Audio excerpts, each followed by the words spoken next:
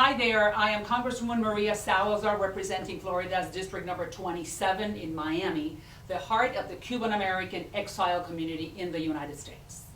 Today the Cuban people are crying out. They rally in the streets of Cuba chanting Libertad, liberty. For 62 years, misery has become the Cuban birthright. The communist regime has ruled with violence, lies, and oppression. But no more. The Cuban people have nothing left, no rights and no freedom, but more importantly, no fear.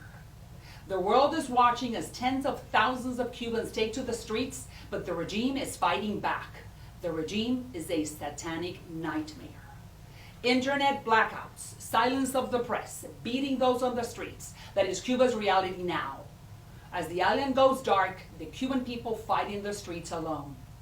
The Biden administration must act now to turn the lights back on so we can all see what's really happening. The United States invented the internet and we know how to amplify it big time. They need the VPNs to boost internet access to all Cubans.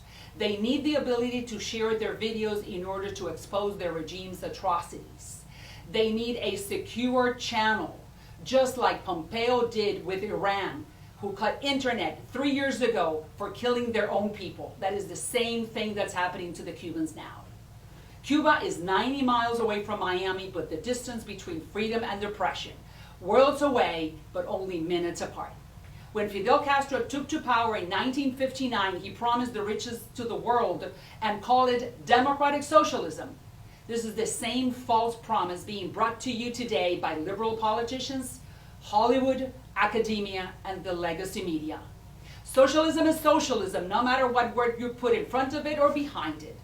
It's a sickness that crushes the soul, and Cuba is the best example. Our founding fathers rejected it and entrenched individual rights in our Constitution for all of us to enjoy. The Cuban people want the same thing we have in America. The United States is the bastion of liberty. We must not fail the Cubans again, just remember the Bay of Pigs, and must support this spontaneous movement unconditionally now. Long live the United States and its freedoms, and Cuba Libre.